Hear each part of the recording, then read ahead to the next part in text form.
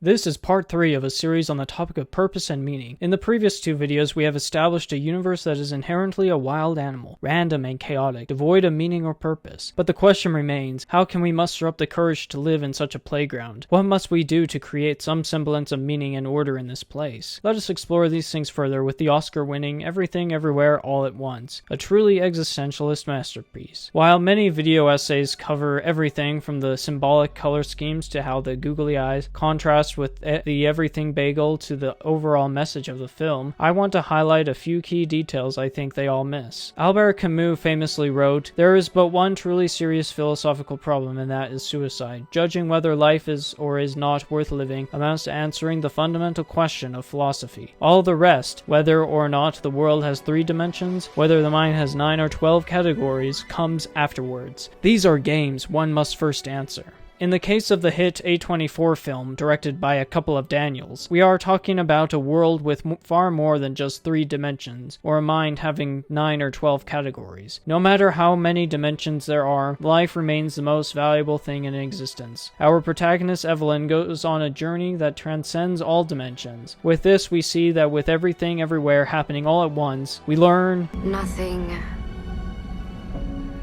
matters. Let's recap. The movie begins with Evelyn Wang trying to manage a laundromat, her failing marriage with Wayman, and her strained relationship with her daughter Joy. Evelyn feels like she could have done anything with her life, but ended up not doing anything at all. Going through a major midlife crisis, she feels that she has wasted her long years away, but life, as we shall see, is circular. When her father comes for a visit, she feels the need to hide the fact that her daughter is a lesbian, which only drives a wedge further between them. Wayman feels like he has failed Evelyn in so many ways, and so feels like the best thing to do is to get a divorce. Evelyn's frustrations build to a breaking point when she and her father and Wayman go to an IRS agent. Here, all of her lost hopes and dreams are reduced to a statistical nightmare and thrown in her face. Now you may only see a pile of boring forms and numbers, but I see a story with nothing but a stack of receipts. I can trace the ups and downs of your lives. And it does not look good. Wayman from the Alphaverse, which invented dimension-hopping technology, explains to her that he had been looking all over for her across the multiverse to warn her of Jobu Tupaki. He had been looking for the one Evelyn in all the multiverse who had never done anything significant with her life, because she had the greatest potential to beat Jobu Tupaki. My dear Evelyn, I know you. With every passing moment, you feel you might have missed your chance to make something of your life. I'm here to tell you, every rejection, every disappointment has led you here, to this moment. The name Jobu Tupaki could have many different meanings. It could refer to a pocket gun from some southern Indian language, though I'm not sure how that symbolism would fit into the movie, or it could just be random chaotic gibberish, the representation of despair and nihilism. And nihilism is indeed what Jobu Tupaki's ultimate philosophy is, and not in an edgy Coen Brothers way. Willie doesn't care about anything. He's a nihilist. Oh, that must be exhausting.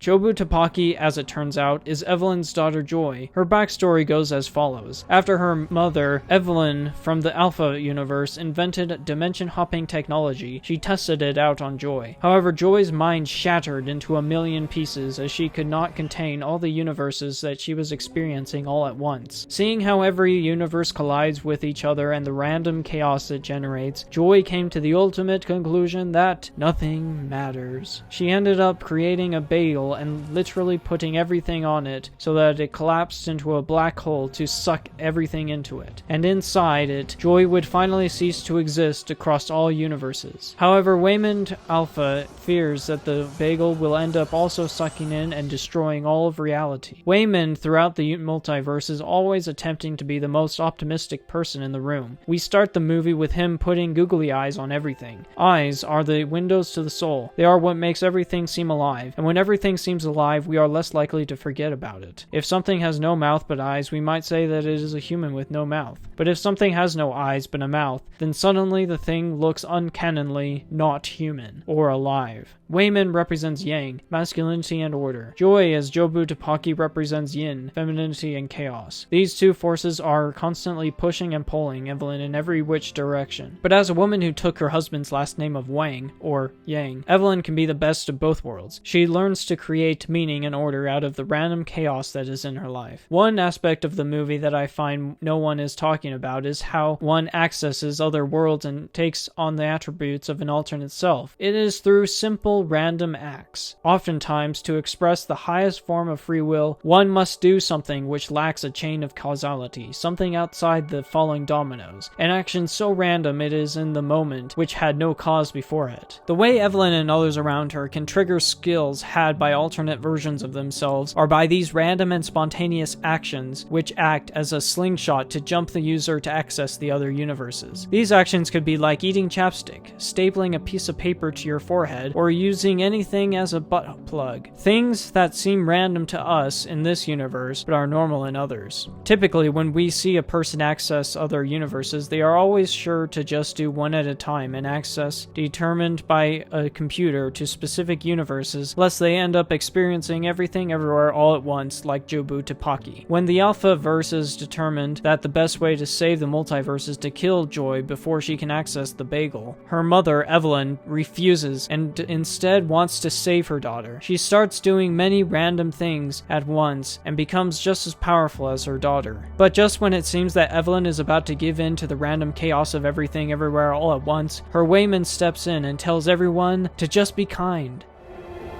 Please, be kind. Especially when we don't know what's going on. Thus restoring order. His childlike demeanor reminiscent of the alternate universe where he was known as Short Round and assisted Indiana Jones on adventures. Weimin's strategy to survive in a chaotic multiverse is simple as it is profound. Be kind. In another world where Raymond and Evelyn became super successful independent of each other, Weimin expressed that he would have loved to have run a failing laundromat if it meant he was with Evelyn. 如果有来生，我还是会选择和你一起报税，开心一点。 Evelyn continues to use her godlike powers, but not to fight with any violent way. She fights with love. She turns a bullet into a googly eye and puts it on her forehead, signifying that she has awakened to a new reality of things, a new way of being, giving people that she knows their greatest desire from different universes. When someone feels nothing, when they feel nihilism, the best thing to do is to fill their bagel hole with the spirit of God, with the spirit of love. By filling inherently meaningless things with love, they become meaningful. Random acts of kindness towards yourself, others, and the universe. Acts that come out of nowhere to fill the universe with life. If you give meaning to a raccoon or a rat, something perceived as so lonely, then you give meaning to everything. Rats are the lowliest and most despised of all creatures, my love. If they have purpose, so do we all. Finally, Evelyn reaches her daughter and reminds her that she is her mother, no matter what universe they are in.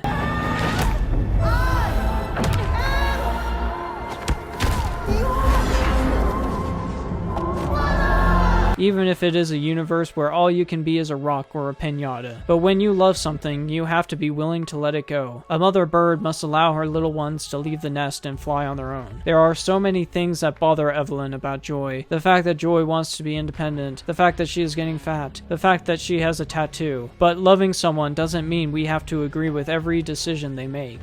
Love means simply loving. Even when there is no reason to love, that is when we must love the most. That is when one takes a leap to faith. Evelyn could be anywhere else, doing anything else, but she chooses her daughter the way she is. She chooses her husband in the failing laundromat. She chooses to love even when it doesn't make sense to. What one chooses to love has meaning to that person. But just because a person loves you and gives you meaning to them, it doesn't mean it is meaningful to you. You must first and foremost choose to love yourself and the world world around you. Otherwise, it is all meaningless. As Jesus tells us to love our neighbors as we love ourselves. But of course, how could we love our neighbors if we don't love ourselves? So even Evelyn chooses to let joy make things meaningful to herself. When nothing matters, when the universe is pointless, that is when you are truly free to do whatever you want. We can do whatever we want. Nothing matters.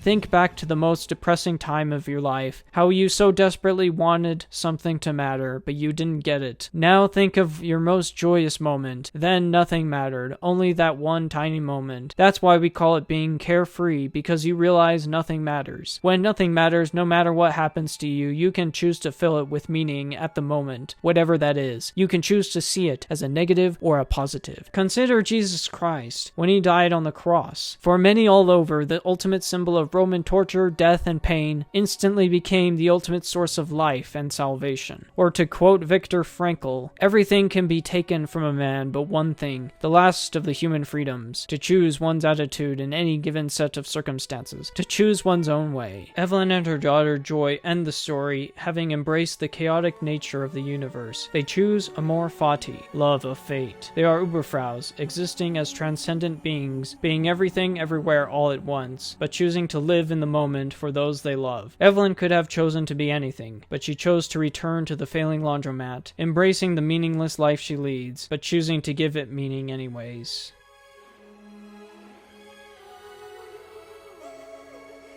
Thank you for watching. If you liked that video, be sure to give it a thumbs up and subscribe to the channel, and click the bell icon to get notified when part 4 of this series drops. Comment below on how you give meaning to a meaningless universe, and as always, remember to keep it righteous.